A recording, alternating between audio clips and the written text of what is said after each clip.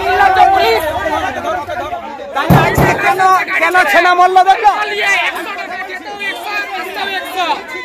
নির্লজ্জ পুলিশ নির্লজ্জ পুলিশ। বেপরোয়া মাঝগাড়ি ধাক্কায় মৃত্যু হলো এক যুবকের। সরস্বতী পুজোর দিন সোমবার মর্মান্তিক পথ দুর্ঘটনায় মৃত্যু হয়েছে এই যুবকের। ঘটনাটি ঘটেছে পশ্চিম মেদিনীপুর জেলার পিংলা থানার অন্তর্গত গোপীনাথপুর বাজার সংলগ্ন এলাকায়। স্থানীয় ও পুলিশ সূত্রে জানা গিয়েছে, সোমবার সকাল 11:30 নাগাদ চাষের জমি দেখে বাড়ি ফেরার সময় রাস্তার পাশে দাঁড়িয়ে থাকার সময় পেছন থেকে ধাক্কা মারে একটি পিকআপ ভ্যান। স্থানীয় সূত্রে জানা গিয়েছে, খড়গপুরের দিক থেকে একটি মাছ গাড়ি তথা পিকআপ ভ্যান দ্রুত গতিতে এসে নিয়ন্ত্রণ হারিয়ে দাঁড়িয়ে থাকা ওই ব্যক্তিকে ধাক্কা মারে।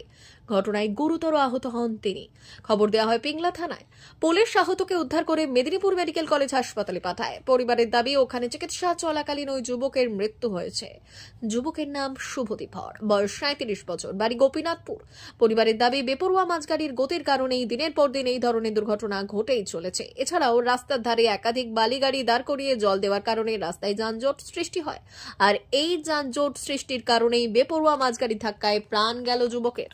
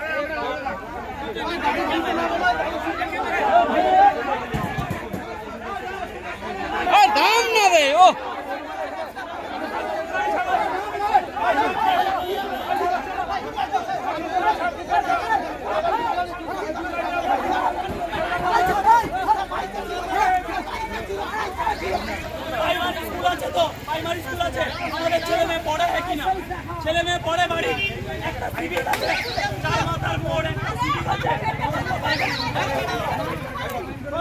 কি করে পয়সা দিতে পারে, লাইসেন্স চেক করতে পারে। অ্যাকচুয়ালি সে রাস্তা দিয়ে মানে মাঠ গিয়েছিল, মাঠ থাকতে উঠে আসছিল। কে গিয়েছিল মাঠ? আমার দাদা। আচ্ছা, মাঠ গিয়েছিল, লেবার হয়েছিল, লেবার দেখে মাঠ থাকতে উঠে, এখন বাঁধে উঠেনি, বাঁধ থাকতে কম করে 10 ফুট দূরে ছিল, সেখানে যে মাছগাড়ি মেরেছে। মাছগাড়ি কোন দিক থেকে গিয়েছিল? মাছগাড়ি তোমার পশ্চিম দিক থেকে এসেছিল। মানে কি ঘুম ধরে গিয়েছে? বলতে পারছি না সেটা, সে কী অবস্থায়, দুটো চেংনা ছেলা ছিল, ঠিক আছে, ওরা যে মেরে দিয়ে সোজা বাড়ি গেছে। তিনটা গাড়ি ছিল। সেই অবস্থায় কি অবস্থায় পড়েছিল?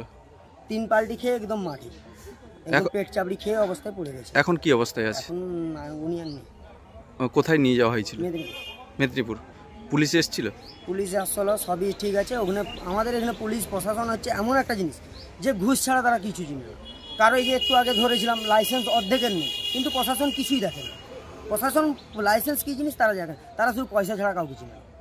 কি বলবে এরকম একটা দুর্ঘটনা? কি বলবে? কি বলবো, এখন দাদা নেই, আর কি বলবো, বলার আর কিছু নেই। এখানে কি অবরোধ হয়েছিল? হ্যাঁ, এখানে অবরোধ হয়েছিল। আমার গ্রাম কেন, পার্শ্ববর্তী সব গ্রামে এসেই অবরোধটা দাঁড় করিয়েছিল। সেখানে পুলিশ প্রশাসন ওরাই এসে আবার ক্লিয়ার করলো। আমরা সেরকমভাবে কিছু করিনি, যে জ্বালানা পুরানা মারধর আমরা কিছু করিনি। আমরা চাইছিলাম যে সে যে গাড়িটা মেরেছিল সে যেন আসুক, একটা মীমাংসায় তো বসা দরকার না।